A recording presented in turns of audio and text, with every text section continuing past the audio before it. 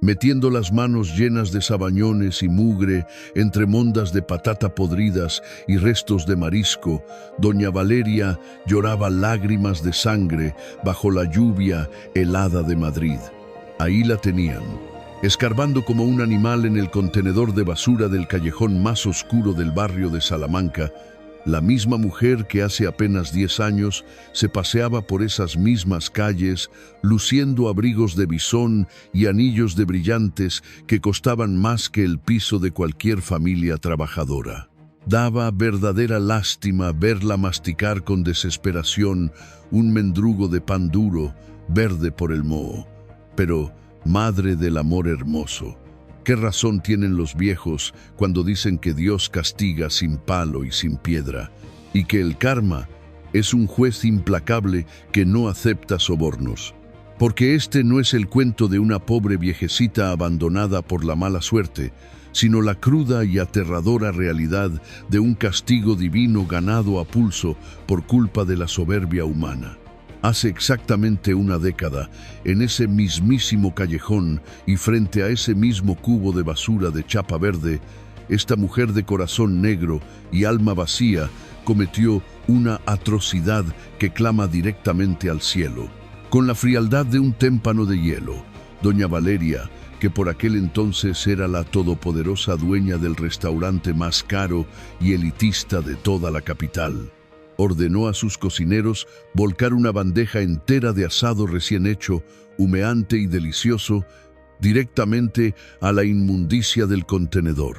Y lo hizo, escúchenlo bien, y que la Virgen Santísima nos perdone, mirando fijamente a los ojos a un padre desesperado que sostenía en brazos a su niña de 5 años, una criatura consumida por la fiebre que suplicaba un bocado para no morir de inanición en plena calle. La muy canalla les escupió veneno por la boca, diciéndoles que su restaurante no era un comedero para vagabundos y que si tenían hambre, que aprendieran a rebuscar entre los desperdicios. Hay que tener muy mala entraña, una falta de humanidad tremenda, para negarle el pan a un niño inocente y desperdiciar la comida por pura y dura arrogancia. Es una auténtica vergüenza torera que existan personas que se crean las amas y señoras del mundo entero solo por tener la cuenta bancaria llena, pisoteando a los más desfavorecidos con una crueldad que espanta. Sin embargo, la rueda de la vida da unas vueltas que marean, y el Señor nos pone a prueba cada día para ver de qué pasta estamos hechos. La lección es tan dura como cierta. La comida que hoy tiras a la basura con desprecio para humillar a tu prójimo será exactamente el manjar por el que mañana tendrás que arrastrarte, llorar y suplicar de rodillas. En aquel imperio de vanidad, lujo asfixiante y pecado que era el restaurante La Corona, solo latía un corazón noble y limpio. Era el de Rosa, una pobre viuda que se dejaba literalmente la salud y los riñones fregando montañas de cacerolas por 4 pesetas mal contadas, apretando siempre bajo su delantal empapado una pequeña medalla de la Virgen María, ajena por completo a que aquella fatídica noche de tormenta desataría un milagro que cambiaría sus vidas para siempre. Para comprender en su totalidad cómo la implacable y perfecta justicia divina terminó arrastrando a doña Valeria desde la cúspide de la pirámide social hasta las mismísimas entrañas del infierno terrenal, es estrictamente necesario retroceder en el calendario 10 años y asomarnos, aunque nos revuelva el estómago, al interior de su imperio. En aquella época, el restaurante La Corona no era un simple establecimiento donde la gente iba a saciar su apetito. Era, a todos los efectos, una auténtica catedral erigida para venerar la vanidad, el despilfarro y el postureo más hiriente de la Milla de Oro de Madrid. Situado en un esquinazo privilegiado del barrio de Salamanca, su fachada de mármol negro y sus inmensos ventanales de cristal blindado funcionaban como una barrera arquitectónica diseñada específicamente para separar a los elegidos de la plebe. Traspasar aquellas pesadas puertas de caoba y bronce significaba adentrarse en un universo paralelo donde el dinero manaba a espuertas y donde la empatía humana se dejaba colgada en el guardarropa junto a los abrigos de piel de zorro y las gabardinas de Kashmira. El techo del salón principal estaba gobernado por 3 inmensas lámparas de araña de cristal de Bohemia que derramaban una luz cálida y embriagadora sobre mesas vestidas con manteles de hilo egipcio, cuberterías de plata maciza y copas de un cristal tan fino que parecía a punto de quebrarse con la respiración. Allí se daban cita cada mediodía y cada noche los políticos de moral distraída, los banqueros que engordaban sus cuentas a costa de desahuciar a familias enteras, y las señoras de la alta sociedad que mataban el aburrimiento criticando a sus nueras mientras pinchaban con desgana ensaladas adornadas con trufa blanca y caviar iraní. Sin embargo, lo verdaderamente escandaloso de la corona, aquello que haría abrirse las carnes a cualquier persona de nuestra generación que haya conocido de primera mano lo que es cenar un mendrugo de pan frotado con ajo en los años duros de la posguerra, era el pecado capital del desperdicio.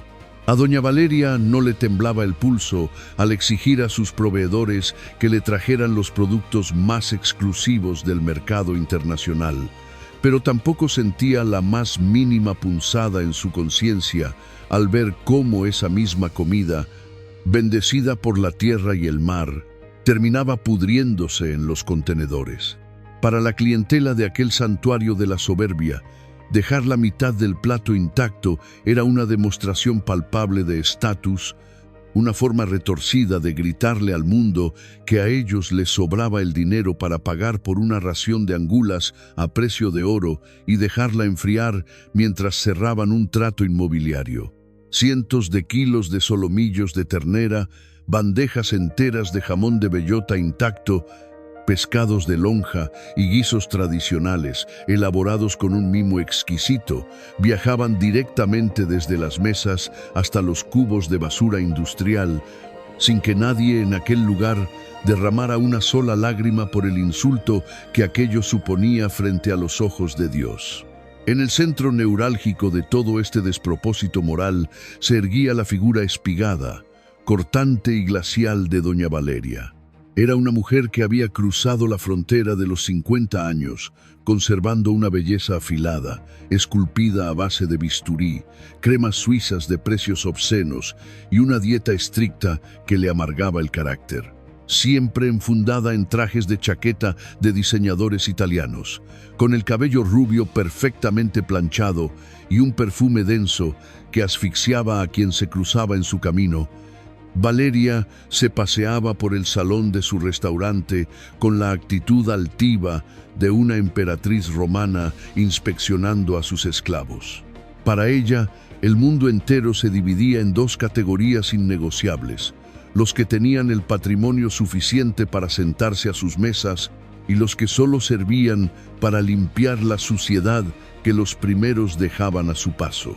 Su desprecio por la clase trabajadora era tan profundo, tan arraigado en su ADN, que ni siquiera se molestaba en disimularlo.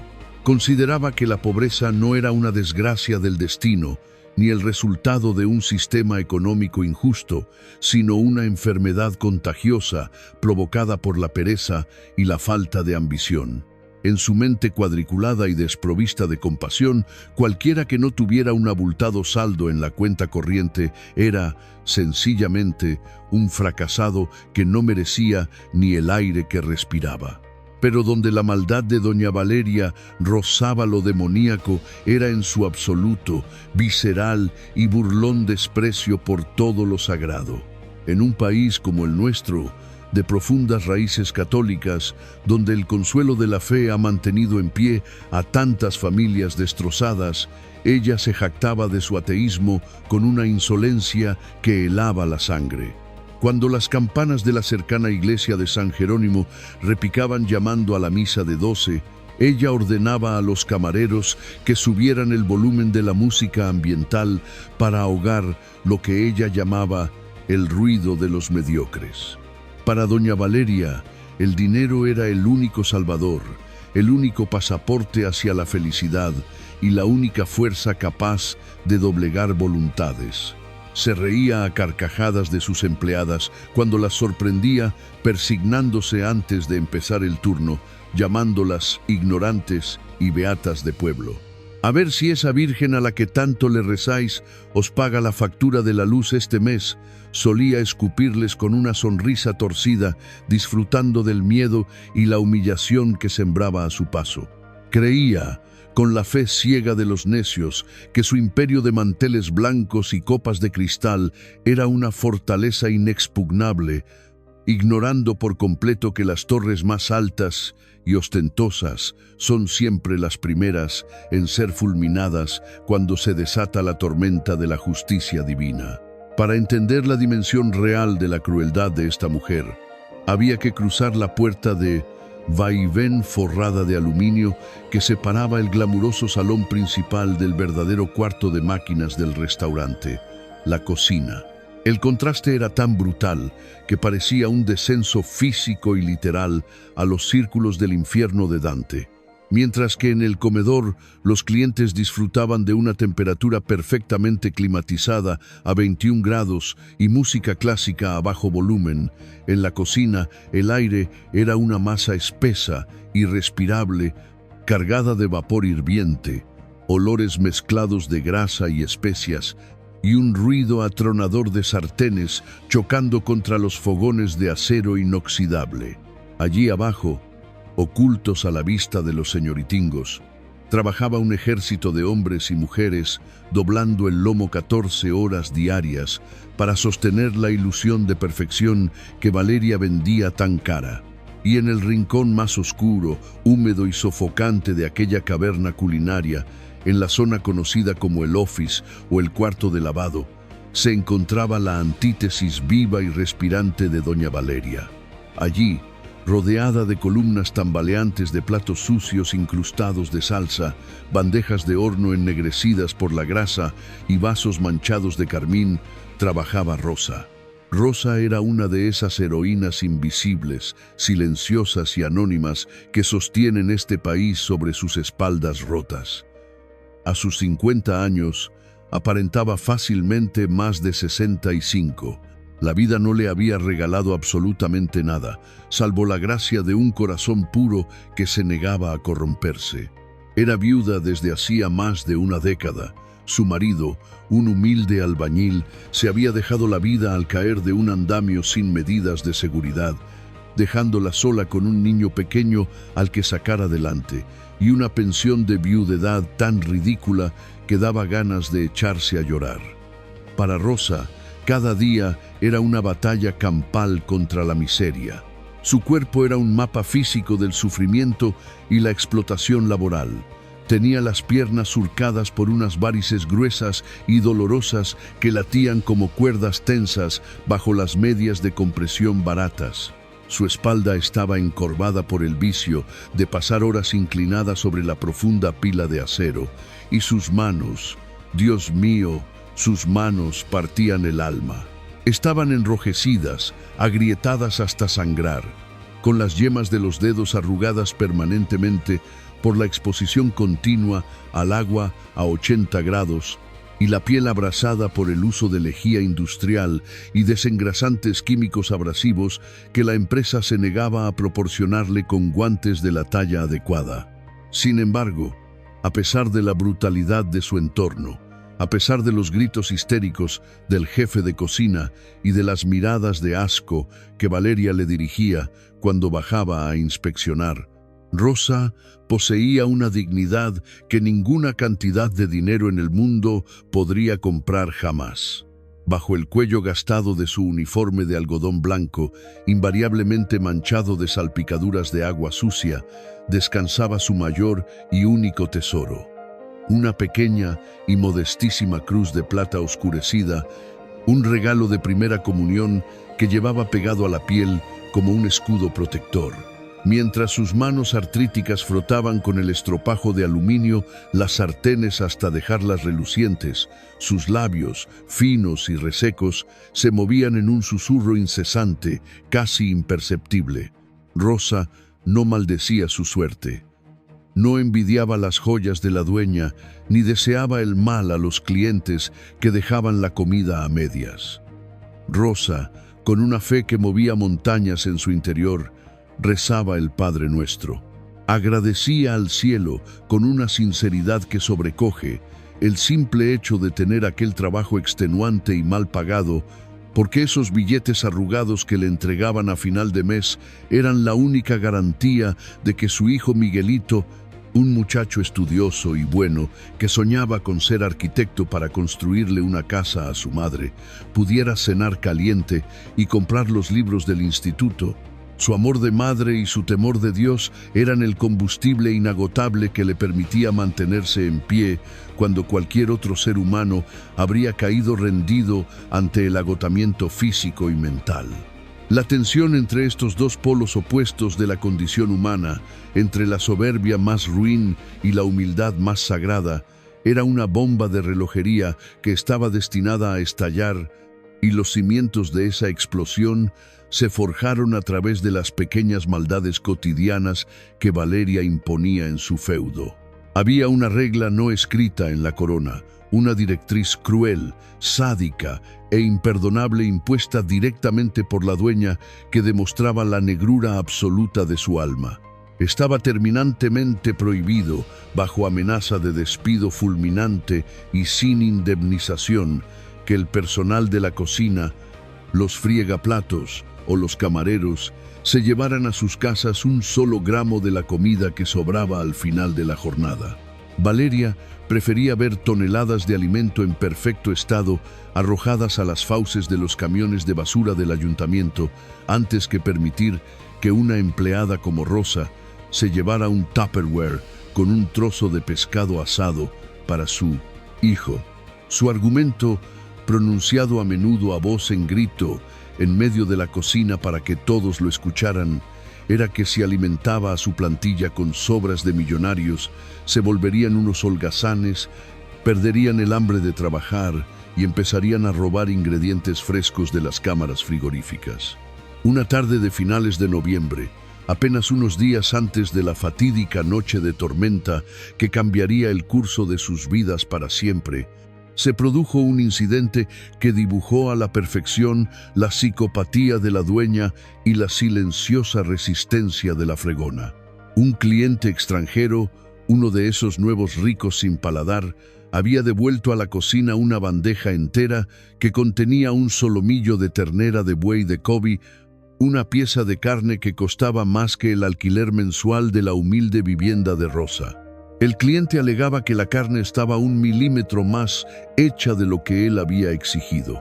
La pieza estaba intacta, humeante, desprendiendo un aroma a brasa y romero que hacía rugir los estómagos vacíos del personal que llevaba 8 horas sin probar bocado.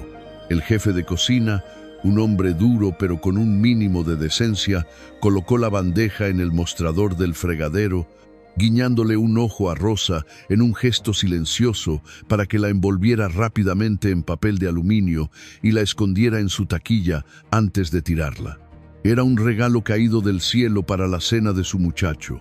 Rosa, con las manos temblorosas y los ojos iluminados por una alegría fugaz, se secó las manos en el delantal y extendió los dedos hacia la bandeja. Pero en ese preciso instante, la puerta de vaivén se abrió de un golpe violento. Doña Valeria irrumpió en el office, sus tacones de aguja repiqueteando sobre los azulejos húmedos como martillos. Sus ojos de ave rapaz captaron de inmediato la escena. No gritó.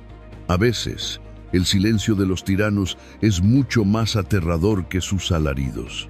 Caminó despacio hasta situarse frente a Rosa, obligando a la pobre viuda a bajar la mirada hacia el suelo por puro instinto de supervivencia. Valeria miró el solomillo intacto, luego miró a Rosa, deteniendo su mirada unos segundos con infinito desprecio en la crucecita de plata que asomaba por el escote del uniforme.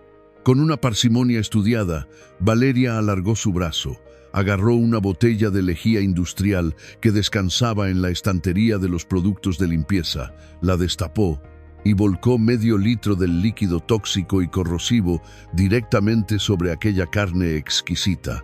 El olor penetrante e insoportable del cloro inundó la estancia, asesinando el aroma a comida en un instante. «La basura, a la basura, Rosa», susurró Valeria con una sonrisa de hielo, entregándole la bandeja chorreante de lejía a la mujer. «Aquí se viene a fregar los restos de mis clientes, no a mendigarlos. Si tu Dios aprieta, que te baje un pan del cielo, porque de mi restaurante no sale ni una miga que yo no haya cobrado. Y métete ese crucifijo por dentro de la camisa, que no te pago para que me espantes a las visitas con tus supersticiones de muerta de hambre». El silencio en la cocina se volvió sepulcral, cortado únicamente por el siseo del agua hirviendo. Cualquier persona con sangre en las venas habría estampado la bandeja en la cara de aquella bruja estirada, habría exigido su finiquito y se habría marchado con la cabeza alta. Pero el orgullo es un lujo que las madres solas no se pueden permitir. Rosa pensó en el recibo de la luz que vencía al día siguiente. Pensó en los zapatos rotos de su hijo, a los que había tenido que ponerles un cartón en la suela para aislar el frío del asfalto madrileño. Con un dolor físico en el pecho, un nudo en la garganta que le cortaba la respiración, Rosa agarró la bandeja. No derramó ni una sola lágrima de debilidad frente a su verdugo. Se limitó a asentir levemente con la cabeza, se dio la vuelta y arrojó la carne envenenada al cubo de la basura. Cuando Valeria abandonó la cocina, satisfecha tras haber reafirmado su poder absoluto sobre aquellas almas cansadas, Rosa no se derrumbó. Se acercó al fregadero, abrió el grifo del agua caliente, metió sus manos enrojecidas bajo el chorro que le quemaba la piel, y con la mano derecha, húmeda y temblorosa, agarró su cruz de plata, apretándola con tanta fuerza que los bordes del metal se le clavaron en la carne. Cerró los ojos con fuerza, y en la más absoluta y dolorosa de las soledades, no pidió venganza, no maldijo a su jefa, ni deseó que un rayo cayera sobre aquel imperio de vanidad. Solo suplicó, con el alma desgarrada, que el Señor le diera la fortaleza de un roble para aguantar un día más, ignorando por completo que las cartas del destino ya estaban echadas y que los cielos oscuros de Madrid se estaban preparando para desatar, apenas 48 horas después, una tormenta que arrastraría la soberbia de doña Valeria directamente a las cloacas de la historia, dándole la oportunidad a ella, a la fregona humillada, de convertirse en el instrumento supremo de la justicia divina. Apenas 48 horas después de aquel infame episodio que demostró la negrura que habitaba en el pecho de la dueña, el cielo sobre la ciudad de Madrid pareció abrirse en canal para dictar una sentencia ineludible, desatando una de esas tormentas de invierno que hielan la sangre y oscurecen hasta el último rincón de la esperanza.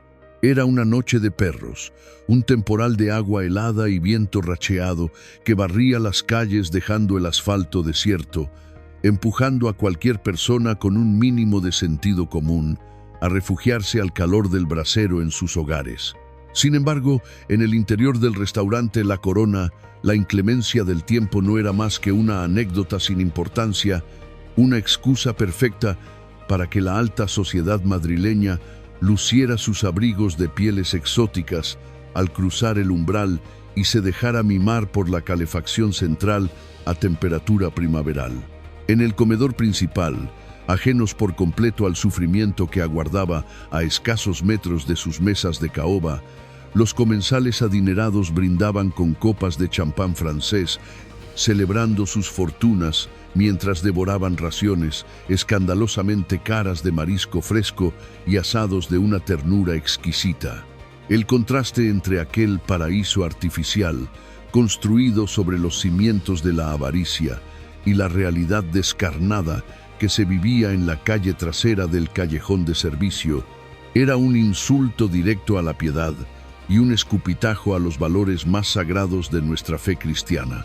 Y fue precisamente allí, en la lobreguez de esa callejuela trasera, flanqueada por enormes contenedores de chapa verde, donde la providencia decidió colocar el escenario para la prueba definitiva, el momento exacto en el que doña Valeria firmaría con su propia arrogancia su inminente y devastadora condena. Arrastrando los pies sobre los charcos helados, empapado hasta los huesos y temblando con una violencia que le impedía articular palabra, caminaba Tomás. Este hombre no era un vagabundo de vocación ni un delincuente que buscara el camino fácil.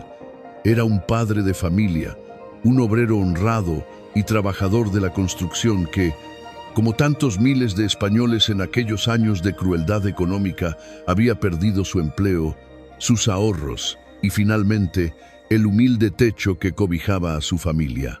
Su esposa había fallecido meses atrás, víctima de una enfermedad fulminante que terminó por vaciar los escasos recursos que les quedaban, dejándolo absolutamente solo en el mundo, con la única y sagrada responsabilidad de proteger el fruto de su amor. Pegada a su pecho, envuelta en una manta raída y empapada que ya no ofrecía ningún tipo de abrigo, llevaba en brazos a su pequeña Lucía, una criaturita de apenas 5 años de edad, que era la viva imagen de la desolación más absoluta. La niña llevaba 2 días enteros sin tragar un solo bocado de comida sólida. Su cuerpecito frágil ardía en una fiebre preocupante provocada por la desnutrición y el frío polar, y sus ojitos, hundidos en unas cuencas moradas, miraban a su padre con esa mezcla desgarradora de confianza absoluta y agonía silenciosa que puede quebrar la voluntad del hombre más fuerte del universo. Para un padre de verdad, para un hombre que ama a su sangre por encima de su propia vida, no hay tortura más sádica, ni dolor más insoportable en toda la faz de la tierra que escuchar el llanto débil de su hija suplicando un pedazo de pan y no tener absolutamente nada que llevarle a la boca. Tomás había agotado todas las vías posibles, había mendigado trabajo en cada obra, había suplicado ayuda en instituciones saturadas y ahora, despojado de cualquier rastro de orgullo y movido por el instinto animal de supervivencia, se guiaba ciegamente por el aroma a comida caliente que emanaba de los enormes extractores de ventilación de la corona. Aquel olor a caldo de carne, a ajo frito y a pan recién horneado era una tortura para sus estómagos vacíos, pero también representaba la última chispa de esperanza antes de que la niña cerrara los ojos para siempre. Llegaron hasta la imponente puerta de acero de la entrada de servicio. Tomás, sintiendo que las piernas le fallaban por la debilidad extrema y el mareo, apoyó a la pequeña Lucía contra su cadera, levantó una mano agarrotada por el frío y golpeó el metal con los nudillos ensangrentados. El sonido hueco resonó en el interior de la cocina, paralizando por un instante el frenético ritmo de las cacerolas y los gritos del jefe de cocina. Fue Rosa, la humilde fregona de manos cuarteadas, quien, al encontrarse más cerca de la salida para tirar unos cartones, empujó la pesada hoja de metal. Al abrirse la puerta, la luz amarilla y cruda de los fluorescentes de la cocina iluminó la figura patética del padre y la hija bajo la lluvia torrencial. Rosa sintió un latigazo de dolor, cruzándole el pecho, un pinchazo directo en el instinto maternal al ver los labios amoratados de la criatura y el rostro demacrado de aquel hombre que la miraba con la desesperación de un náufrago. Por el amor de Dios, señora, se lo suplico por lo que más quiera en este mundo, articuló Tomás con la voz rota, castañeteando los dientes y dando un paso tímido hacia el calor que escapaba de la cocina, sin atreverse a cruzar el umbral. No vengo a pedirles dinero, se lo juro por la memoria de mi difunta esposa.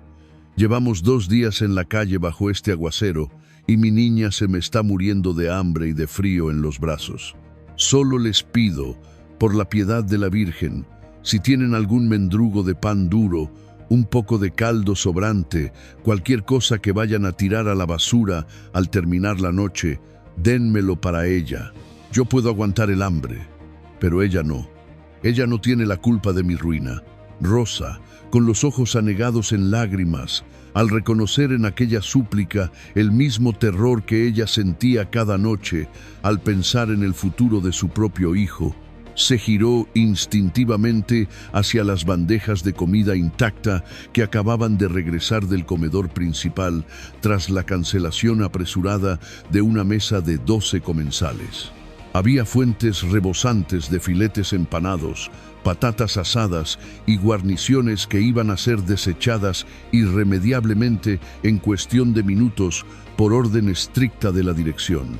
La fregona dio un paso al frente, dispuesta a arriesgar su propio puesto de trabajo, agarrando una de aquellas fuentes de aluminio para entregársela al padre desesperado.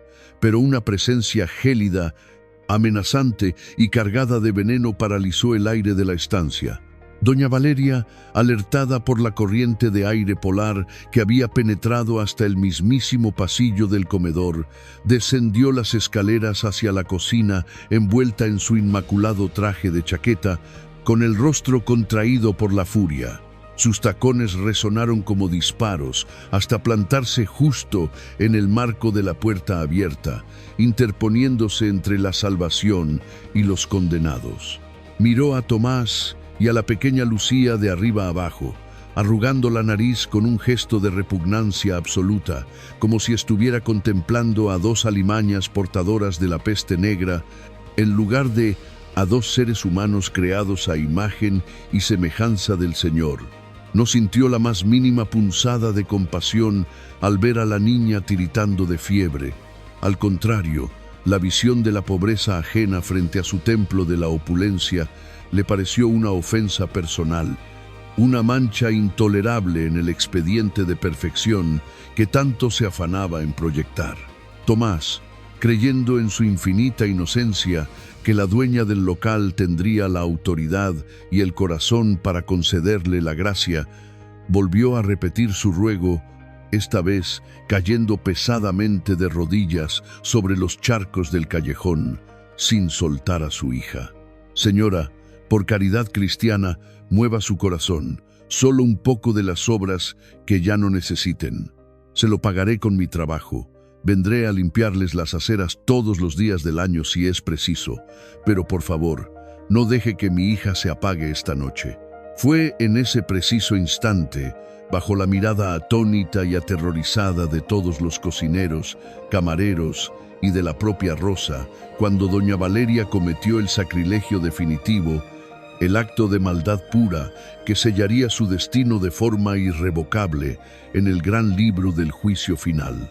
En lugar de responder al padre, la dueña se giró hacia el jefe de cocina, su rostro convertido en una máscara de crueldad imperturbable, y extendió un dedo acusador hacia el carro de acero donde descansaban las bandejas repletas de comida perfecta, aquella mesa de 12 raciones completas que no habían sido tocadas.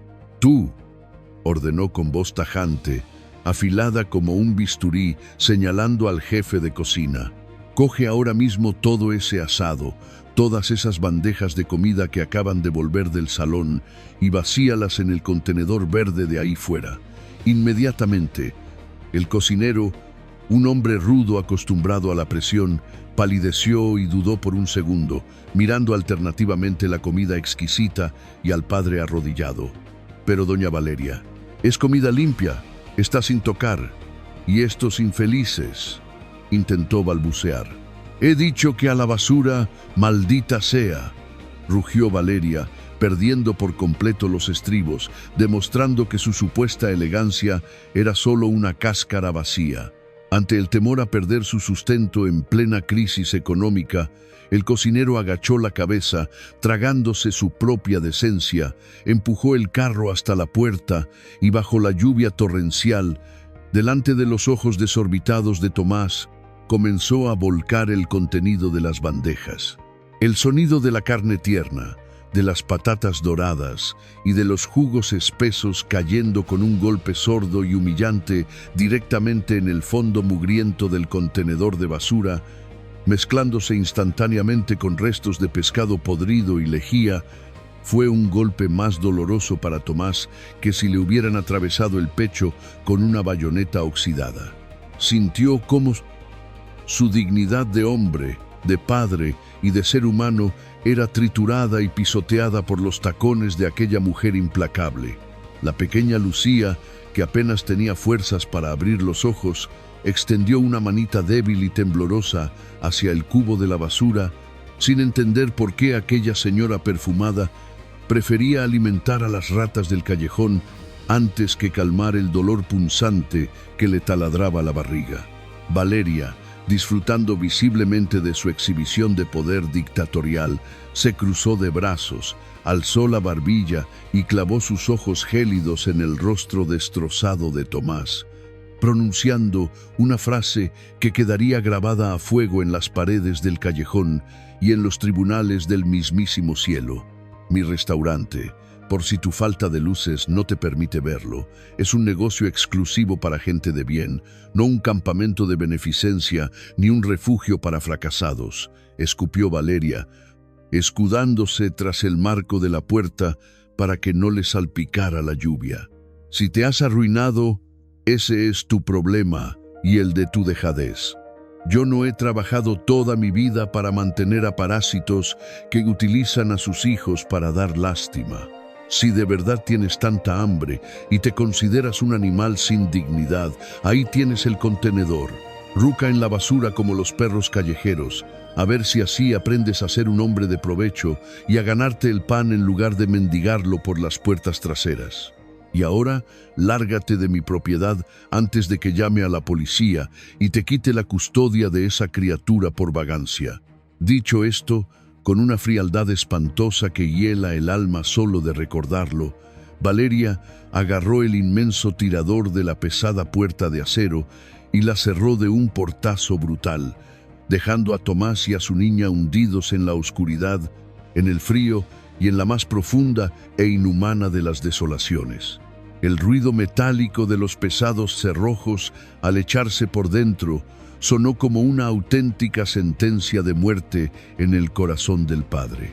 Tomás apretó a Lucía contra su pecho tembloroso, enterró la cara en el pelo mojado de su hija y se rompió por completo. Lloró con ese llanto mudo, agónico y desgarrador que destroza la garganta, sintiéndose el ser más inútil y miserable de toda la creación.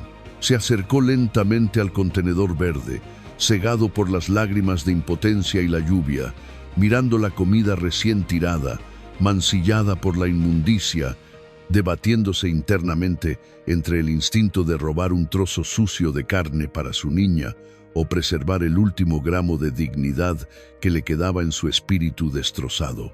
En el interior de la cálida cocina, la orden de Valeria había dejado un rastro de terror y vergüenza insoportables. Nadie se atrevía a mirarse a la cara ni a cruzar una sola palabra. Los cocineros reanudaron su trabajo en el más absoluto silencio, ahogados por la tremenda cobardía de no haber intervenido ante semejante salvajada.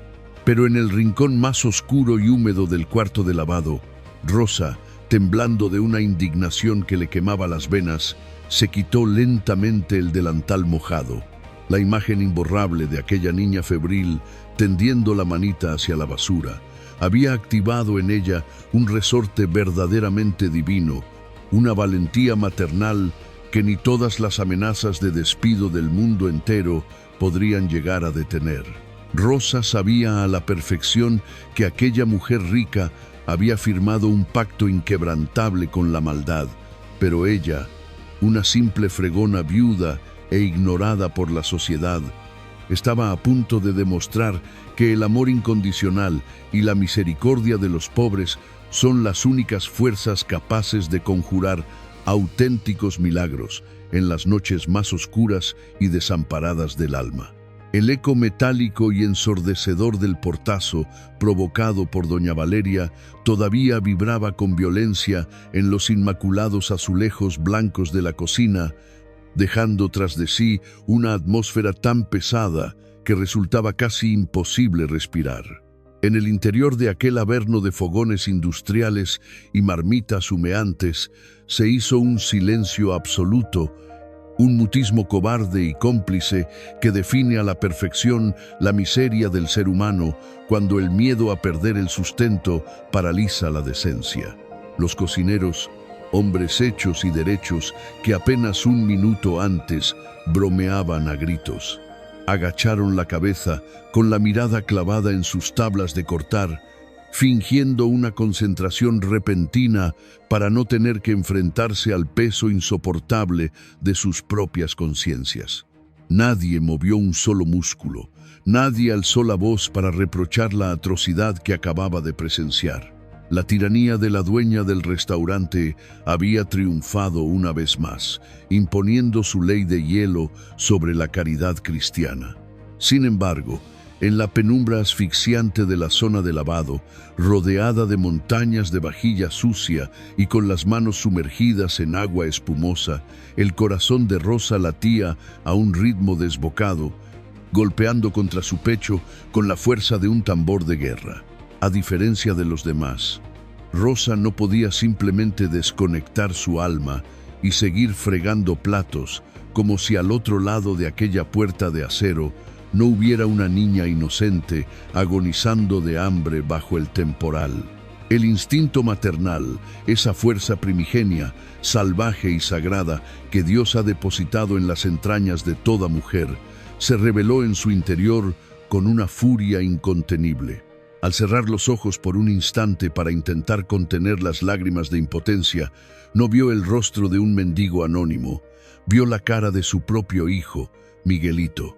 Recordó, con un dolor punzante que le atravesó el vientre, aquellas noches oscuras de su viudez temprana en las que ella misma tuvo que engañar a su estómago bebiendo vasos de agua caliente con azúcar para poder cederle a su niño el único trozo de pan duro que quedaba en la despensa. ¿Cómo iba a permitir, teniendo sangre en las venas y fe en el Señor, que un padre atravesara por aquel mismo calvario sin tenderle una mano? Era una afrenta directa a todo lo que ella representaba, un pecado de omisión que no estaba dispuesta a cargar sobre su conciencia, aunque el precio a pagar fuera su propia ruina laboral. Con un movimiento rápido, silencioso y decidido, Rosa se secó las manos temblorosas en el delantal manchado de grasa.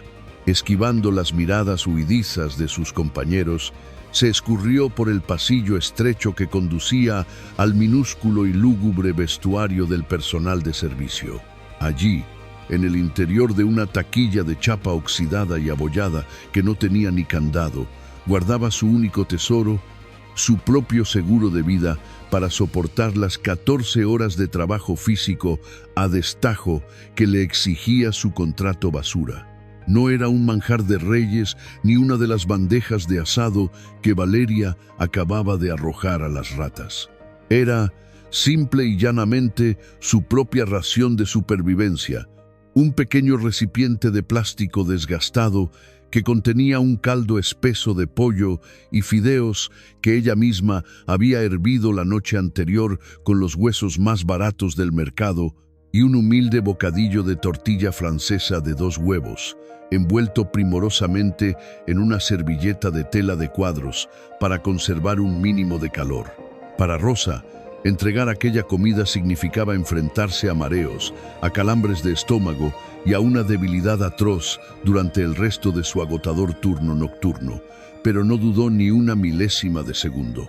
Agarró su almuerzo, lo apretó contra su pecho como si fuera una reliquia sagrada, se echó por encima de los hombros una rebeca fina de lana gris, totalmente inútil contra el aguacero, y empujó con cautela la pesada puerta trasera, adentrándose en las fauces de la tormenta. La bofetada de viento polar le cortó la respiración de inmediato, clavándole agujas de hielo en el rostro y empapando su uniforme en cuestión de segundos. El callejón trasero de la Corona era un pozo de oscuridad, apenas iluminado por la luz anaranjada y parpadeante de una farola moribunda. El ruido de la lluvia al golpear contra el asfalto y contra las tapas de los contenedores era ensordecedor.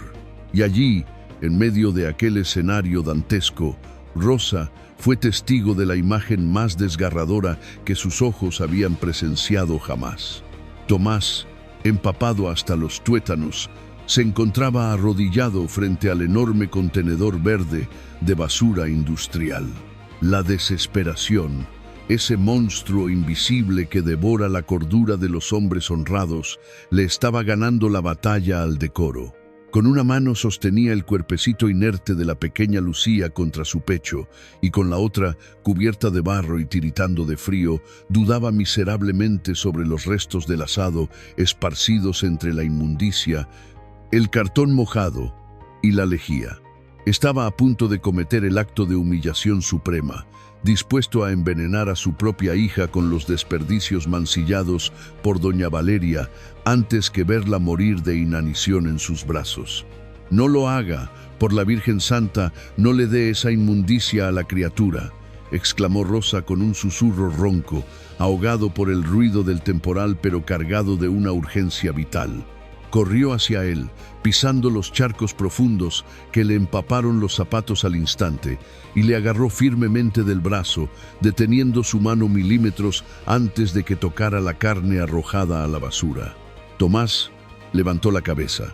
Su rostro era una máscara de dolor, vergüenza y terror puro. Los ojos del hombre estaban inyectados en sangre, surcados por lágrimas gruesas que se confundían con la lluvia sucia de Madrid. Al ver a la empleada del restaurante, un instinto de protección le hizo retroceder, abrazando más fuerte a su hija, creyendo que aquella mujer había salido para terminar de humillarles o para llamar a la policía, tal y como había amenazado la dueña. Pero la mirada de Rosa no destilaba el veneno de su jefa. Sus ojos oscuros, enmarcados por las arrugas de una vida de sacrificios, rebosaban una compasión y una ternura maternal verdaderamente infinitas. «Señor, escúcheme bien», continuó Rosa, arrodillándose en el fango junto a él, ignorando el frío polar que le entumecía las piernas. Con movimientos rápidos, desenvolvió el paquete que traía escondido en su rebeca. Esa mujer de ahí dentro no tiene corazón, pero Dios no les ha abandonado en la calle. Yo no tengo dinero que ofrecerle. Soy una simple fregona viuda que vive al día, pero esto es mi cena.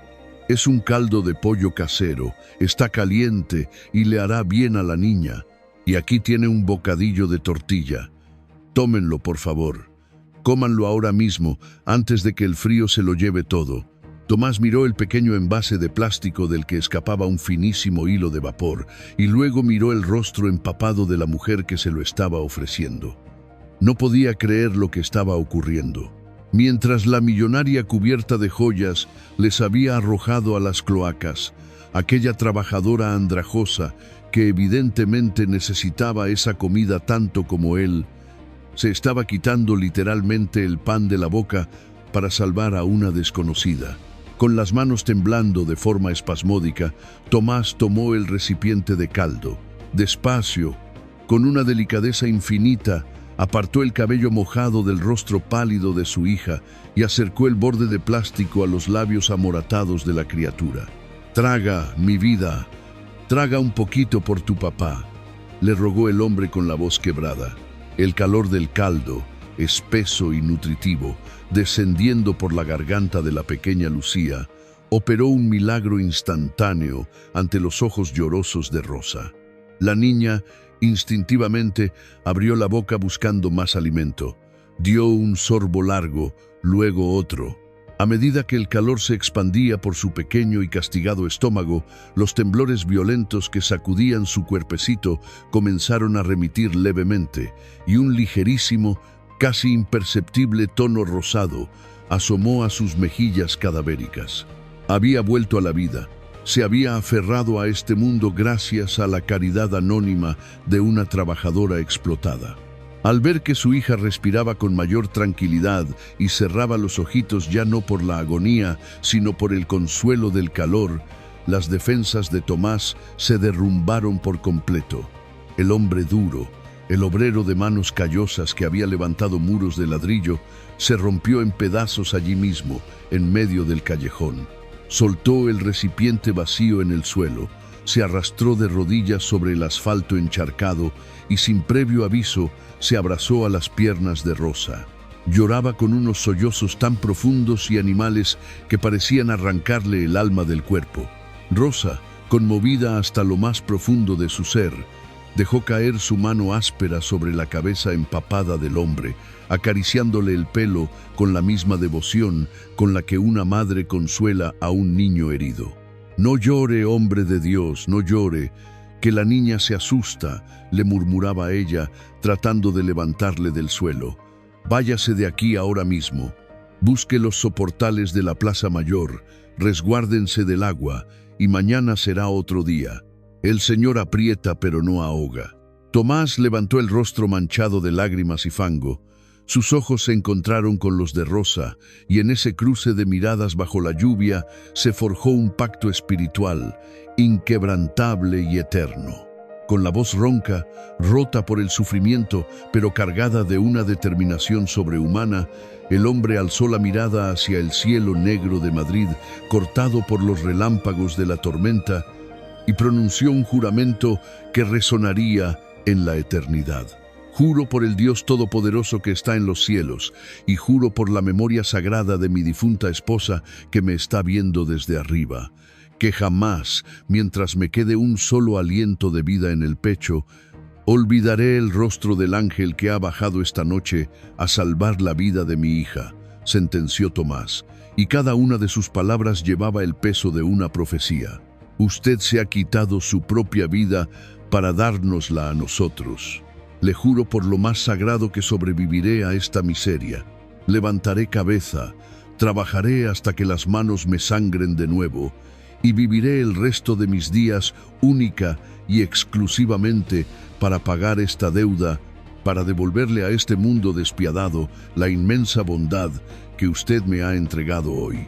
No sé cuándo ni cómo, pero volveré a por usted, señora». Rosa le sonrió débilmente, con la humildad de quien no espera ninguna recompensa a cambio de cumplir con su deber cristiano. Metió la mano en el bolsillo de su rebeca mojada y le entregó las pocas monedas sueltas que llevaba para el autobús. «Que la Virgen del Carmen les cubra con su manto. Tomás, vayan con Dios». Mientras padre e hija se alejaban lentamente, difuminándose como sombras en la niebla espesa de la madrugada madrileña, Rosa se santiguó con lentitud y regresó hacia la puerta del restaurante. Estaba helada, exhausta y condenada a pasar la noche entera con el estómago rugiendo de dolor, pero en su pecho albergaba una calidez maravillosa, una paz interior tan inmensa que ningún banquete de lujo podría haberle proporcionado. Sin embargo, en medio de aquel éxtasis espiritual, Rosa cometió un pequeño gran error: ignorar su entorno. Completamente ajena a la malicia de la tecnología moderna, la viuda no se percató de que, atornillada a la pared de ladrillo justo encima de la entrada de servicio, una moderna y costosa cámara de seguridad parpadeaba con una minúscula y diabólica luz roja. Aquel ojo mecánico, frío y carente de alma, diseñado por doña Valeria para vigilar obsesivamente a sus empleados, había grabado cada segundo del encuentro, capturando en blanco y negro de alta definición la caridad de Rosa como si de un acto delictivo imperdonable se tratase. El amanecer llegó a la ciudad sin traer consigo ningún atisbo de esperanza, desvelando un cielo gris plomo que presagiaba la tragedia inminente. Rosa acudió a su puesto de trabajo a las 3 de la tarde para cubrir su doble turno, arrastrando los pies por el cansancio acumulado y sintiendo fuertes punzadas de debilidad en las rodillas.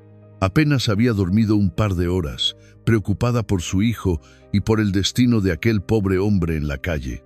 No obstante, al empujar la puerta trasera del restaurante, algo en el ambiente delató que la tormenta no había terminado en el exterior, sino que se había trasladado a los adentros del local. El jefe de sala, un hombre servil y pálido, la estaba esperando directamente en el umbral. No la dejó ni siquiera acercarse a los vestuarios para ponerse el uniforme de faena. «Deja tus cosas ahí, Rosa», le ordenó con voz sepulcral, evitando cruzar la mirada con ella. «Doña Valeria te exige ahora mismo en el comedor principal, inmediatamente». Un sudor frío y pegajoso le recorrió la espina dorsal. Caminó por el pasillo de la cocina, notando cómo todos sus compañeros bajaban la vista al verla pasar, como si ya estuvieran contemplando a un cadáver caminando hacia la horca. Al cruzar la puerta de vaivén, Rosa se encontró en el centro del espectacular Salón de la Corona. El restaurante estaba vacío de clientes a aquellas horas, lo que acentuaba aún más la inmensidad del espacio, el brillo frío del mármol y la opulencia de las lámparas de cristal. En medio de toda aquella majestuosidad, sentada en una silla de tapicería de terciopelo francés, cruzada de piernas y sosteniendo una tableta electrónica en su mano derecha, la aguardaba doña Valeria. Su maquillaje era absolutamente impecable. Su peinado no tenía un solo cabello fuera de lugar, pero su mirada desprendía un odio irracional, un desprecio tan tóxico que envenenaba el aire a su alrededor. Valeria ni siquiera le ofreció los buenos días. Levantó la tableta electrónica con brusquedad, giró la pantalla de cristal hacia el rostro asustado de Rosa y pulsó un botón. En el dispositivo comenzó a reproducirse, con una nitidez espeluznante, la grabación de la noche anterior. Allí estaba Rosa, bajo la lluvia, entregando su propio recipiente de plástico al mendigo, acariciándole la cabeza y consolándole frente a los contenedores de basura. Las imágenes se repetían en un bucle silencioso e implacable. ¿Se puede saber qué demonios es esto, pedazo de infeliz?, siseó Valeria, y su voz, baja y controlada, resultaba infinitamente más amenazante que un alarido histérico. Se levantó lentamente de la silla, acercándose a Rosa hasta invadir su espacio vital, obligándola a retroceder un paso. Te di una orden directa, tajante y cristalina frente a toda mi plantilla. Prohibí terminantemente que nadie en mi propiedad cruzara una sola palabra y mucho menos alimentara a esa escoria vagabunda que ensucia las aceras de mi negocio. ¿Y qué es lo que haces tú, pedazo de muerta de hambre? Te burlas de mi autoridad en mi propia cara. Usas mis instalaciones para montar un teatro de beneficencia y atraes a esa peste a mi puerta trasera regalándoles comida. Rosa tragó saliva. El miedo al despido le atenazaba la garganta, pero la dignidad cristiana que corría por sus venas le impidió agachar la cabeza como una esclava sometida. Se irguió todo lo que le permitía su espalda cansada y miró a los ojos a la millonaria. «Señora, con todo el respeto que usted se merece», comenzó Rosa, manteniendo un tono de voz firme y respetuoso a pesar del temblor de sus manos. «Yo no he robado absolutamente nada de su cocina. No le he tocado ni un gramo de su propiedad. Esa comida que le entregué a aquel hombre desesperado era la mía propia. Era mi cena, mi tortilla y mi caldo casero, pagado con el sudor de mi frente. Esa criatura se estaba muriendo de frío y de hambre en nuestra misma puerta. Mi conciencia y mi fe en el Señor no me permitían mirar hacia otro lado y dejar que una niña inocente pereciera mientras nosotros tirábamos bandejas enteras de asado a los contenedores».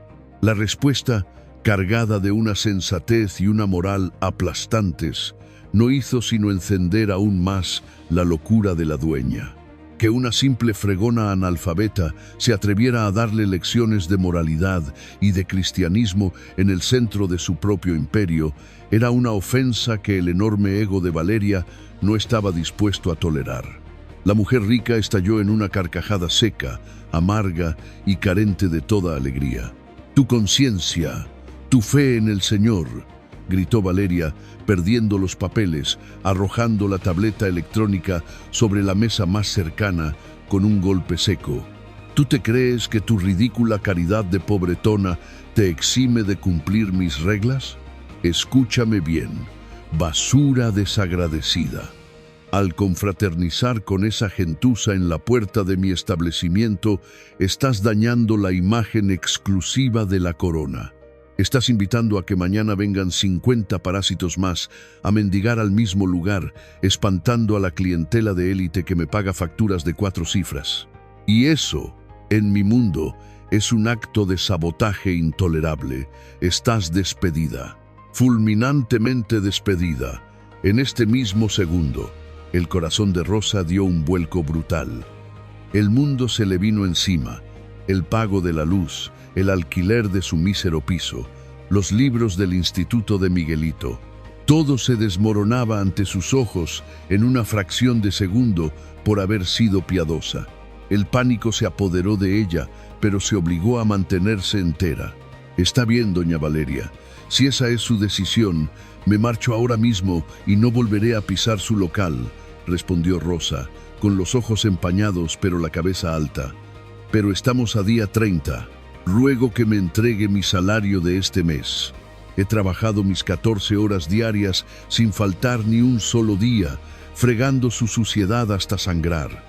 Deme el dinero que me corresponde por derecho y no me volverá a ver la cara. La crueldad de Valeria alcanzó entonces su cima más perversa y abyecta. Esbozó una sonrisa sádica, cruzó los brazos sobre su pecho enjollado y negó con la cabeza lentamente, disfrutando enormemente del sufrimiento ajeno. Tu salario. ¿Qué salario?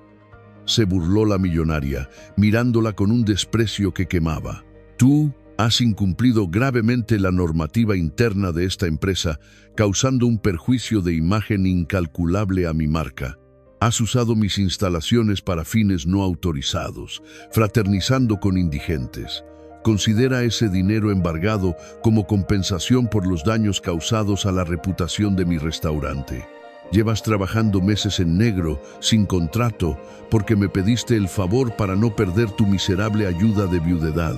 Así que, ¿a quién vas a ir a llorarle? ¿A la inspección de trabajo? ¿A la policía? Denúnciame si tienes el valor, a ver a quién le cree un juez. Si a la viuda sin papeles que alimenta vagabundos, o a la empresaria que se codea con los ministros.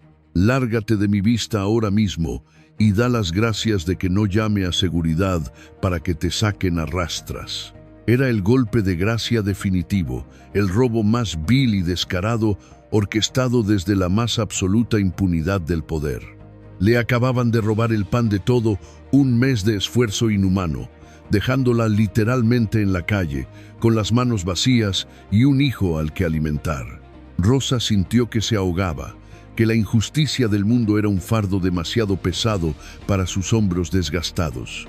Podría haberse arrodillado, podría haber suplicado perdón, humillándose hasta lamer los zapatos de diseño de Valeria para recuperar su dinero. Pero cuando uno lleva a Dios en el corazón, la dignidad es un muro inquebrantable. Rosa no derramó ni una sola lágrima frente a su verdugo. Con una lentitud solemne, se desabrochó el delantal del restaurante y lo dejó caer al suelo de mármol, justo a los pies de la dueña. Llevó su mano al cuello, acarició su pequeña cruz de plata y fijó su mirada limpia y profunda en los ojos inyectados en odio de doña Valeria. Quédese con ese dinero, doña Valeria. Quédese con todas las monedas, con todo su oro y con todo su orgullo, porque las va a necesitar desesperadamente para pagar el peaje cuando se enfrente al tribunal del Señor, sentenció Rosa, con una calma sobrecogedora, pronunciando las palabras como una maldición purificadora. Usted se cree la dueña del mundo porque hoy tiene el estómago lleno y el poder de humillar a los humildes. Pero la vida es larga, señora, muy larga, y la rueda de Dios gira despacio pero aplasta con fuerza. El mal que usted ha sembrado en esta casa no quedará impune. Yo me voy a la calle sin un duro, pero me voy con el alma limpia y la conciencia en paz. Usted, sin embargo, se queda atrapada en esta jaula de oro, pudriéndose por dentro con su propia avaricia. Que Dios se apiade de su alma miserable cuando llegue el día de la cosecha, porque la caída va a ser espantosa. Y sin aguardar ninguna réplica, sin mirar atrás ni una sola vez, Rosa, la viuda desahuciada, la fregona que había encarnado el espíritu más puro del amor cristiano, dio media vuelta y salió por la puerta principal de la Corona, caminando hacia el gélido invierno madrileño, con la majestad de una auténtica reina, dejando a doña Valeria sola, tragando saliva en medio del silencio sepulcral de su fastuoso comedor, ignorando por completo que aquellas palabras proféticas acababan de poner en marcha el implacable, doloroso y letal reloj de arena de su propia y absoluta destrucción. El tiempo, ese juez soberano, implacable y absolutamente insobornable, jamás detiene su marcha.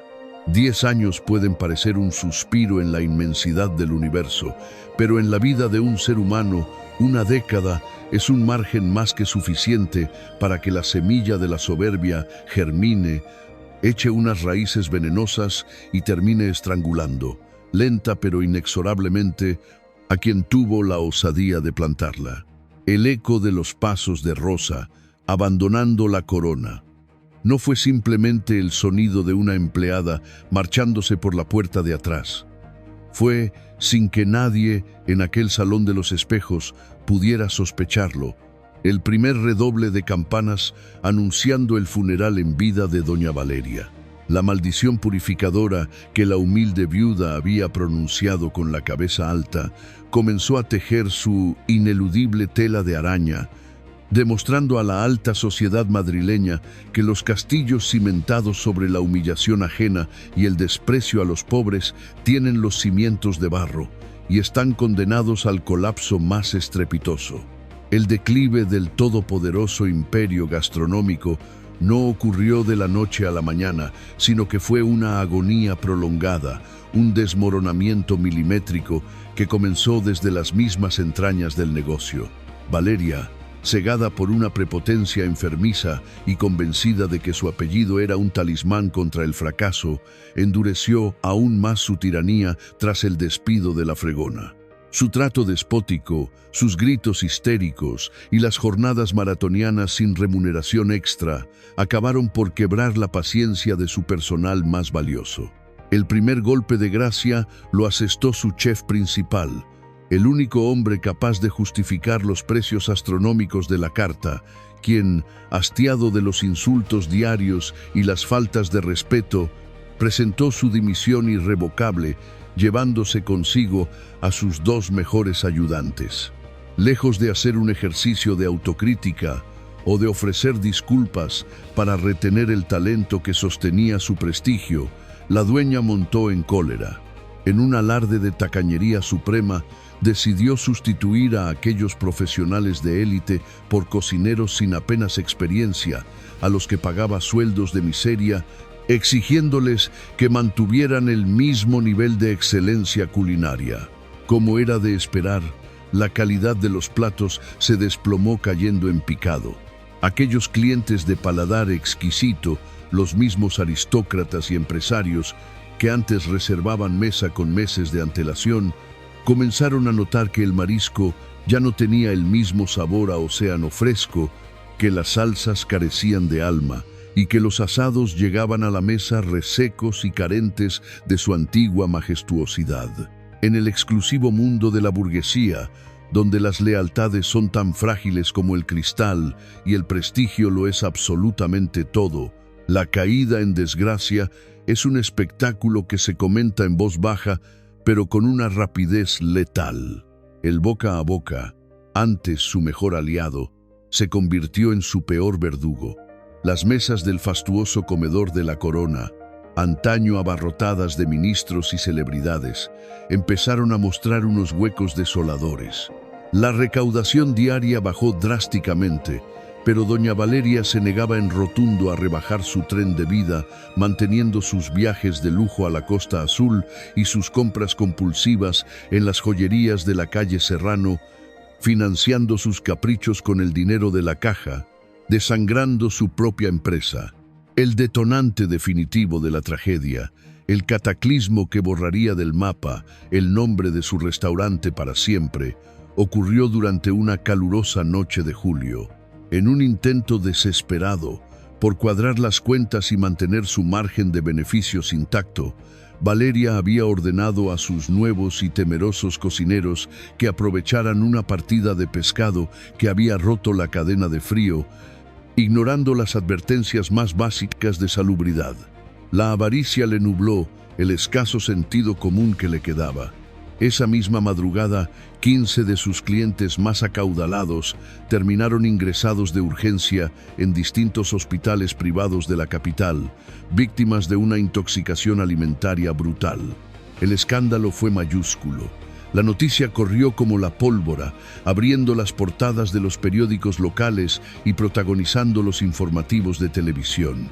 Las autoridades sanitarias, implacables ante la magnitud de la negligencia, se presentaron en el local a primera hora de la mañana, clausurando la corona de manera fulminante y precintando aquellas mismas puertas de caoba por las que tanta opulencia había desfilado. Acorralada por las demandas millonarias de los intoxicados, asfixiada por las deudas a proveedores que llevaban meses sin cobrar y enfrentándose a multas astronómicas de la administración pública, el castillo de naipes de doña Valeria se desintegró, convirtiéndose en polvo y cenizas. Desesperada, intentó recurrir a los bancos, a esos mismos directores de sucursal con los que antaño brindaba con champán. Pero las entidades financieras no tienen memoria, ni amigos, ni compasión. Huelen la sangre del fracaso a kilómetros de distancia. Le cerraron el grifo del crédito, le cancelaron las tarjetas y procedieron a ejecutar, con una frialdad matemática, los avales de sus préstamos. Fue entonces cuando la verdadera soledad del pecador se hizo patente. Su marido, un vividor de modales refinados que solo se había casado con ella por la comodidad de su billetera, no tardó ni un solo día en hacer las maletas. Al ver que el naufragio era irreversible, vació las pocas cuentas conjuntas que aún tenían liquidez y se fugó a otro país con una mujer 20 años más joven, dejándola sola frente al pelotón de fusilamiento de sus acreedores. Sus supuestas amigas de la alta sociedad, aquellas señoras estiradas que tanto le reían las gracias mientras les invitaba a comer, dejaron de contestar a sus llamadas de auxilio, cambiaron de acera al verla de lejos y la borraron de sus vidas como quien se sacude una pelusa molesta de la solapa del abrigo. El día más humillante de su existencia, la jornada en la que el karma le presentó la factura, cobrándosela en su propia carne, amaneció teñido de un gris opresivo. La comisión judicial, escoltada por 2 agentes de policía con el rostro inexpresivo, se presentó en el portal de su majestuoso chalet en el barrio de Puerta de Hierro. Doña Valeria, que había envejecido 10 años en apenas unos meses por culpa del insomnio y la angustia, tuvo que abandonar la vivienda que había sido el símbolo supremo de su estatus. No le permitieron llevarse sus cuadros, ni su vajilla de plata, ni sus muebles de diseño. Apenas pudo meter un par de mudas y un abrigo de paño en una triste maleta con las ruedas rotas. Mientras el cerrajero cambiaba la cerradura de la puerta principal con un chasquido metálico que sonó exactamente igual que aquel cerrojazo que ella le dio a Tomás en la cara una década atrás, la exmillonaria se vio en la acera, completamente sola, arruinada, repudiada por todos y sin un solo techo bajo el que cobijarse. La metamorfosis de reina a mendiga fue un descenso vertiginoso por una espiral de terror psicológico y físico. Acostumbrada a sábanas de seda y temperaturas controladas, Valeria experimentó el choque traumático de la supervivencia urbana. Las primeras semanas deambuló de hostales baratos en pensiones de mala muerte, hasta que los escasos billetes que guardaba en el fondo de su bolso se esfumaron por completo. El orgullo, esa bestia indomable que le había impedido pedir perdón, le impidió también acudir a los servicios sociales del ayuntamiento para pedir una ayuda de emergencia, considerando que mezclarse con esa chusma era una indignidad inaceptable. Sin embargo, el hambre es una fiera salvaje que no entiende de linajes ni de apellidos compuestos. Acorralada por las punzadas de un estómago vacío que rugía con la misma intensidad que el de la pequeña Lucía aquella noche de tormenta, Valeria terminó sucumbiendo a las leyes más crudas de la calle. Su refugio pasó a ser un hueco pestilente bajo los puentes de hormigón de la carretera M30, compartiendo cartones húmedos con aquellos mismos indigentes a los que ella consideraba escoria. El frío del invierno madrileño se ensañó con sus huesos envejecidos. La mujer que antaño criticaba un filete por estar 1 milímetro más hecho de la cuenta, ahora se veía obligada a arrastrar los pies hinchados y cubiertos de sabañones, con la ropa sucia, maloliente y llena de remiendos, para postrarse en las esquinas más transitadas del centro, extendiendo una mano temblorosa en busca de una simple moneda de cobre. Y oh, la ironía macabra del destino. En más de una ocasión, el hambre atroz la empujó hacia los contenedores de los restaurantes.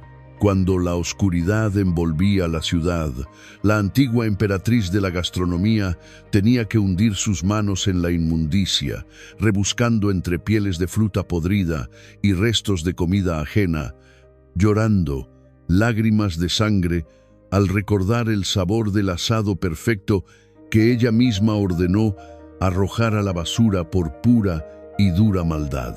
Cada bocado de pan duro que lograba tragar le raspaba la garganta como papel de lija, y en el silencio de la noche, tiritando bajo su abrigo deshilachado, el rostro de aquella fregona viuda se le aparecía en la mente, repitiendo aquella maldición certera. La rueda de Dios gira despacio, pero aplasta con fuerza. El castigo divino se estaba ejecutando con una perfección sencillamente aterradora.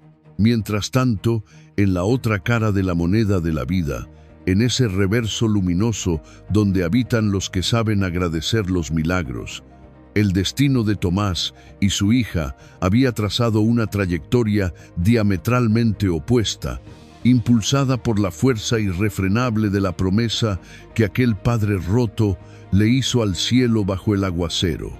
Aquella ración de caldo caliente y aquel humilde bocadillo de tortilla no solo salvaron a Lucía de una muerte segura por hipotermia, sino que inyectaron en el espíritu de Tomás una determinación férrea, casi sobrenatural, para escapar del pozo de la miseria. Al amanecer siguiente de aquel fatídico encuentro con doña Valeria y el ángel de rosa, con su hija recuperando levemente el color en las mejillas, el obrero se presentó a las 5 de la mañana en las inmensas naves de carga de Mercamadrid. No fue a pedir limosna, fue suplicando que le dejaran descargar camiones de hortalizas a cambio de lo que quisieran pagarle, dispuesto a dejarse literalmente la piel en cada caja. Su fuerza de voluntad era titánica. El jefe de almacén, impresionado por la capacidad de aquel hombre demacrado para cargar sacos de patatas sin detenerse a respirar, le ofreció un contrato temporal. Ese fue el primer peldaño de una escalera construida a base de sudor honrado, madrugones gélidos y una austeridad conventual. Tomás no gastaba ni un solo céntimo en vicios. Ahorraba cada moneda con la obsesión de un hombre que sabe lo que es mirar a la muerte a los ojos. En menos de 2 años, su integridad a prueba de bombas y su capacidad de trabajo le valieron un puesto como encargado general de logística. Observando el funcionamiento del mercado, Tomás detectó una oportunidad de negocio en la distribución directa de productos frescos de alta calidad desde los agricultores hasta los pequeños restaurantes de barrio, saltándose intermediarios abusivos. Solicitó un modesto préstamo avalado por sus jefes, compró una furgoneta de segunda mano con el motor renqueante y fundó su propia empresa de distribución de alimentos. El negocio floreció con la misma fuerza con la que un árbol sano crece en tierra fértil cuando es regado por la bendición del Señor. Su política de empresa era la antítesis exacta del imperio podrido de doña Valeria. Tomás trataba a sus empleados con un respeto exquisito, pagaba sueldos justos y jamás tiraba un solo alimento a la basura. Todo el excedente de mercancía de sus almacenes era donado rigurosamente, semana tras semana, a comedores sociales, orfanatos y parroquias de los barrios más deprimidos de Madrid. A medida que transcurría la década, aquel mendigo que suplicaba un mendrugo de pan en un callejón se transformó, gracias a la ley inquebrantable de la siembra y la cosecha, en uno de los empresarios del sector alimentario más respetados, sólidos y acaudalados de la región. Su hija Lucía, que había superado las penurias de la infancia, creció rodeada de amor y buenos ejemplos, convirtiéndose en una joven estudiante de medicina brillante, con un corazón tan noble y generoso como el de su padre. Pero Tomás, a pesar de los trajes a medida y los coches de empresa, nunca permitió que el éxito le borrara la memoria. Nunca, ni un solo día de aquellos 10 años, se fue a dormir sin recordar el rostro de la fregona viuda que le entregó su cena. Aquella mujer anónima se había convertido en el faro moral de su existencia. Había intentado buscarla en numerosas ocasiones, acudiendo a los alrededores del ya desaparecido restaurante La Corona en sus ratos libres, preguntando a antiguos empleados y vecinos del barrio, pero Rosa parecía haberse evaporado en la inmensidad de la metrópoli tras aquel despido fulminante. La frustración de no poder cumplir su juramento le reconcomía el alma, pero lejos de rendirse, Tomás canalizó esa deuda de gratitud hacia una obra mayor. Utilizando una parte considerable de los beneficios de su emporio y con la ayuda entusiasta de Lucía, fundó el comedor social más grande, limpio y acogedor de la capital, bautizándolo con el nombre de El Pan de Dios. No era un lugar deprimente donde a los pobres se les trataba con lástima, sino un enorme salón lleno de luz natural, donde las mesas estaban siempre limpias y la comida se servía con la misma dignidad que en el mejor de los hogares. Tomás construyó aquel refugio de paz pensando exclusivamente en la mujer que le salvó la vida, con la secreta esperanza de que el destino, ese tejedor misterioso que siempre anuda los hilos sueltos, se encargara de volver a cruzar sus caminos. Ignoraba por completo que la providencia divina ya había movido todas sus fichas en el tablero, arrastrando a la implacable Valeria hasta el límite de la locura por la inanición y preparando el escenario definitivo en las puertas de su propio comedor solidario para consumar un reencuentro que haría temblar los cimientos de la arrogancia y demostraría, de una vez por todas, que en el tribunal de la vida, el amor y la humildad tienen siempre, invariablemente, la última y más contundente palabra. El implacable invierno madrileño, con ese viento cortante que baja directamente de la Sierra de Guadarrama y se cuela por las costuras de la ropa hasta congelar la médula de los huesos, se había convertido en el verdugo personal de doña Valeria. Habían transcurrido 10 años exactos desde aquella noche de tormenta en la que su soberbia dictó sentencia, y ahora la antigua emperatriz de la Milla de Oro no era más que un espectro encorvado, una sombra patética que se arrastraba por las aceras gélidas del centro de la capital.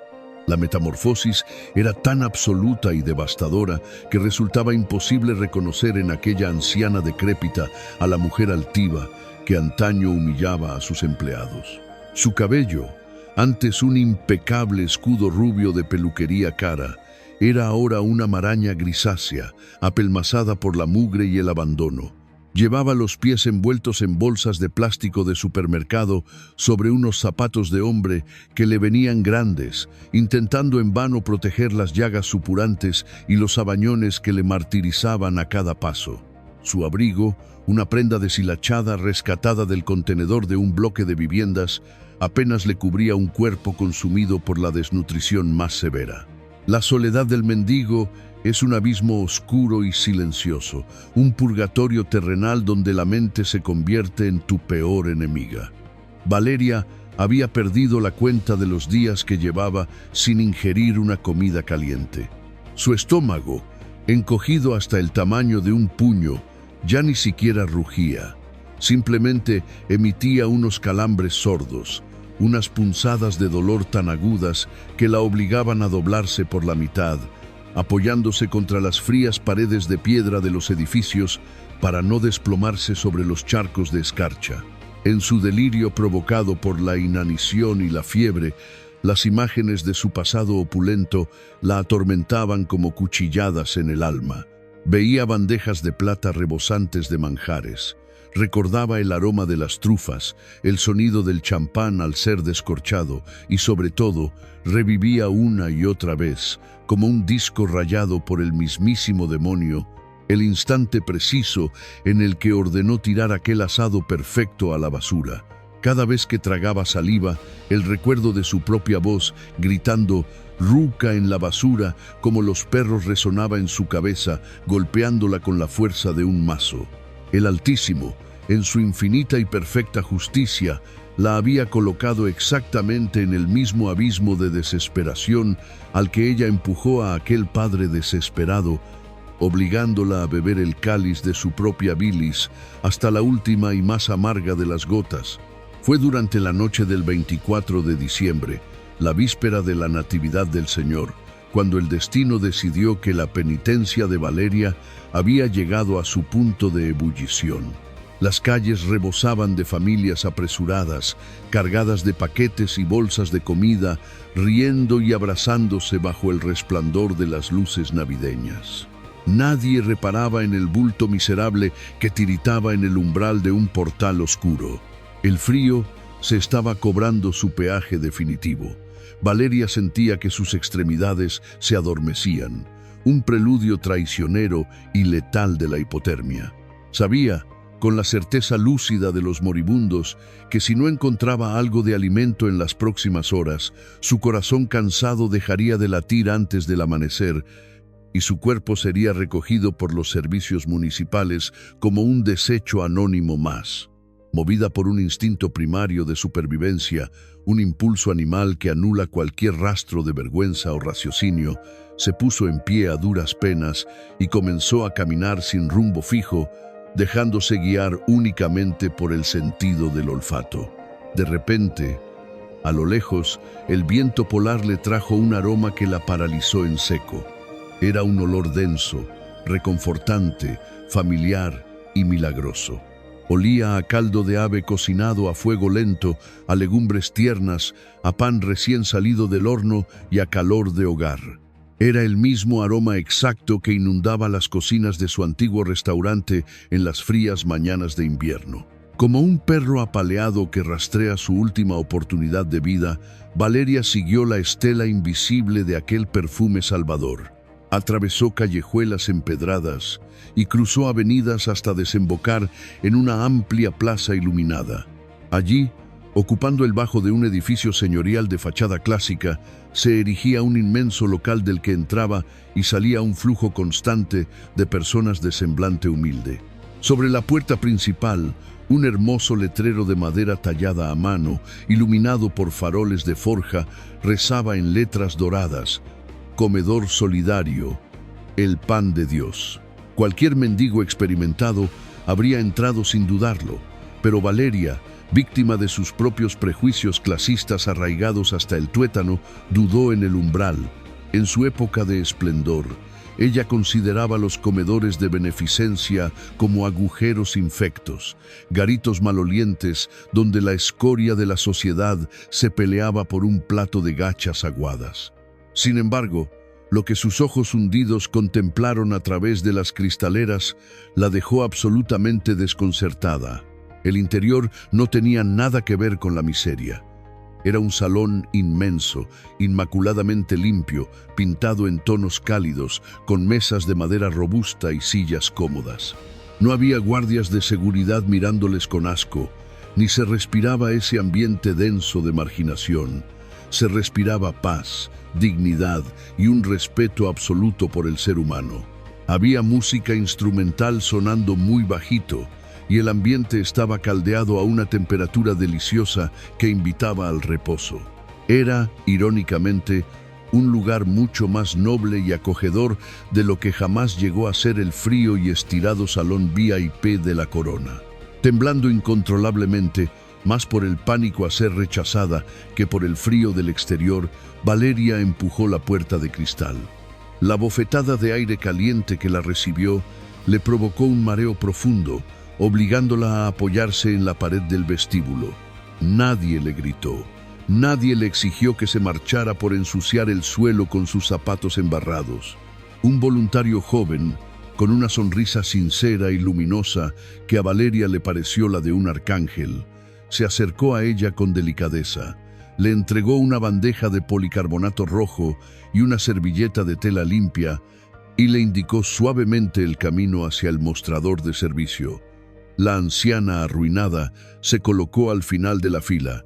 Delante de ella había hombres sin hogar, madres solteras con niños pequeños y ancianos de pensiones miserables, todos esperando su turno con una educación y un silencio reverencial. Valeria miró la bandeja vacía entre sus manos temblorosas. Sus nudillos, deformados por la artrosis y el frío, estaban blancos por la fuerza con la que se aferraba a aquel trozo de plástico. Estaba a punto de recibir caridad. Ella, la mujer que había escupido sobre la piedad, iba a ser alimentada por la misericordia ajena. Paso a paso, la fila fue avanzando hasta llegar al mostrador de acero inoxidable, detrás del cual se alineaban inmensas ollas humeantes.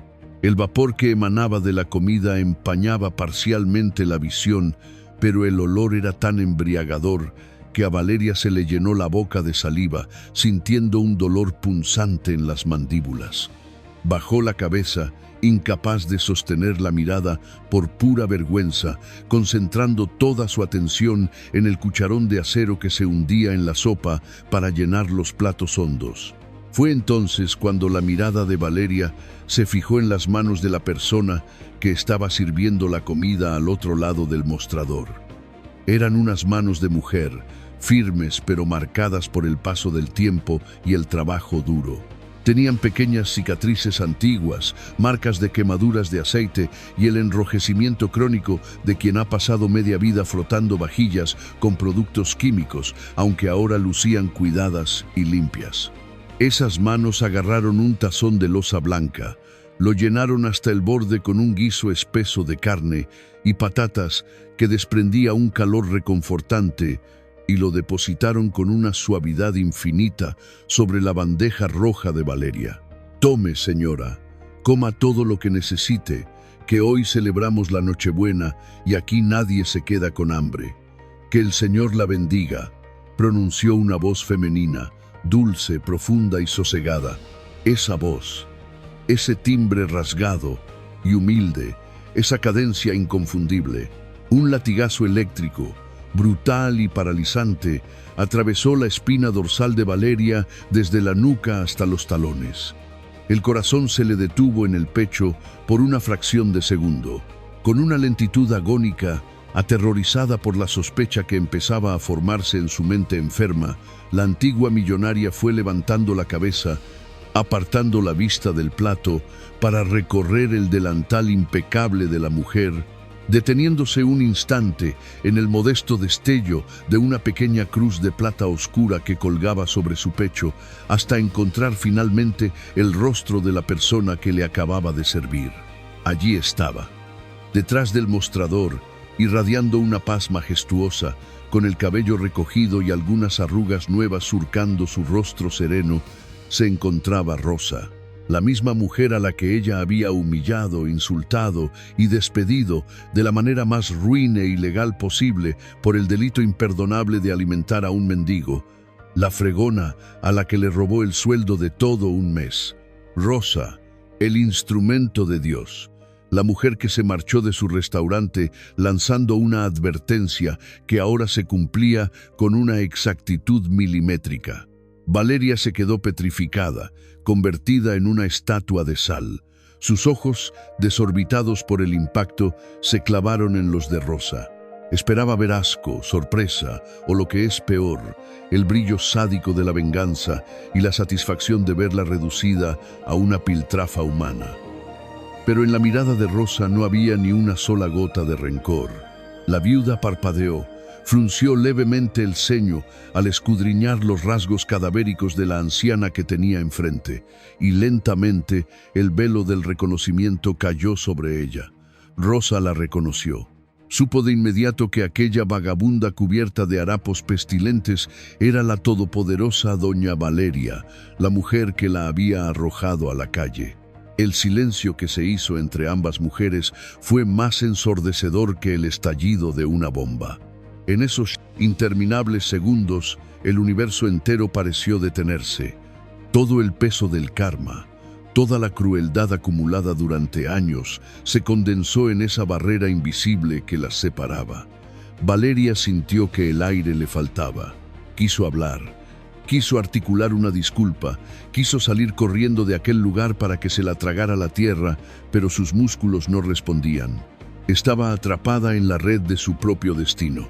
Y como si el Altísimo hubiera decidido que el castigo aún no estaba completo, que la lección debía ser esculpida a fuego en el alma de la pecadora para garantizar su redención, la puerta de la oficina de dirección situada a espaldas de Rosa se abrió de par en par.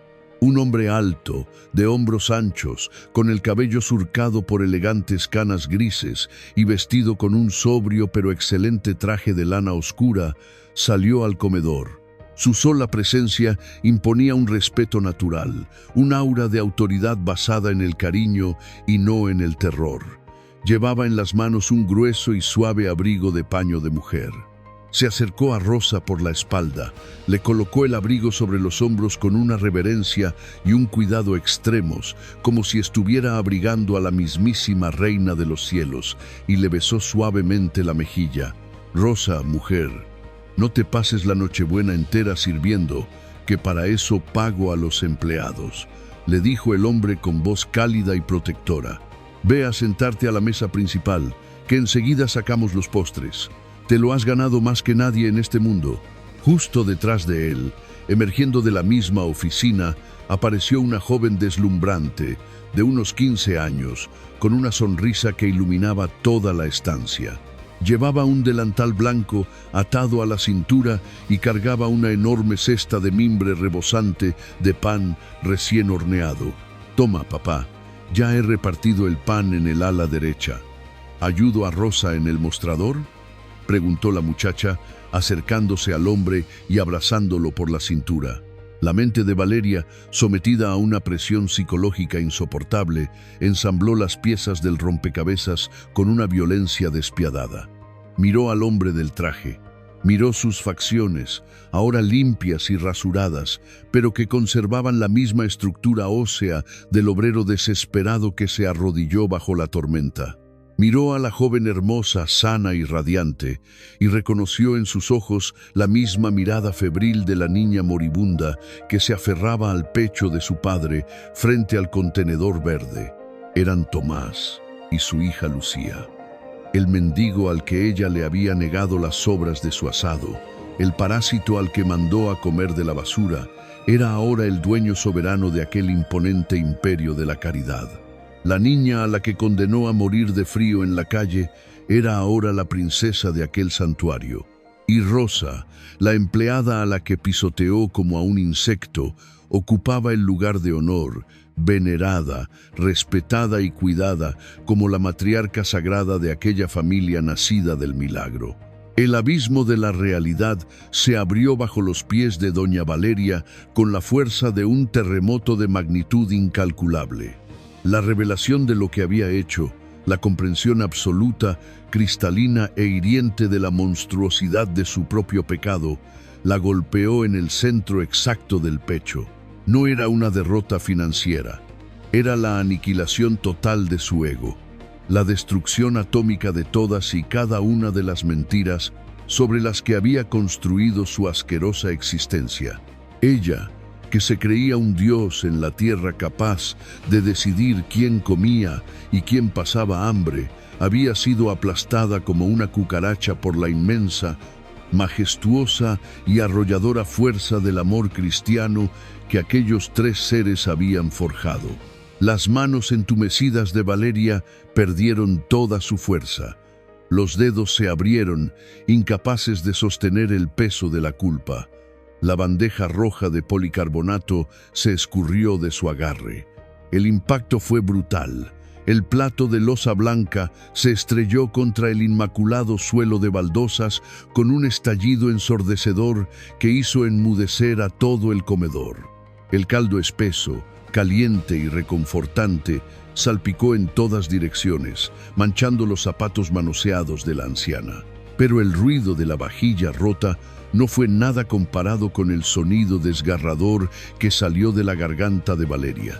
Fue un quejido gutural, un lamento animal, primitivo y agonizante, que provenía de las catacumbas de un alma que acaba de ver el rostro de sus propios demonios. Las rodillas de Valeria cedieron. Ya no le quedaban fuerzas físicas, ni mentales, ni espirituales para mantenerse en pie frente a sus víctimas. El orgullo, esa armadura de acero impenetrable que había lucido durante décadas, estalló en 1000 pedazos invisibles. Con un movimiento pesado, torpe y derrotado, la antigua dueña de la corona se desplomó. Cayó pesadamente de rodillas sobre el suelo duro y frío del comedor, aterrizando directamente sobre el charco del guiso derramado, empapando sus harapos. No intentó levantarse, no pidió auxilio, no buscó excusas. Por primera vez en sus 60 años de vida, Valeria agachó la cabeza hasta rozar con la frente su propio pecho, alzó sus manos temblorosas y sucias y se cubrió el rostro manchado de lágrimas de vergüenza. Se encogió sobre sí misma, haciéndose un ovillo, sollozando de una manera tan profunda, tan amarga y tan desgarradoramente sincera que partía el corazón de todos los presentes. Era la rendición incondicional de la soberbia frente a la humildad.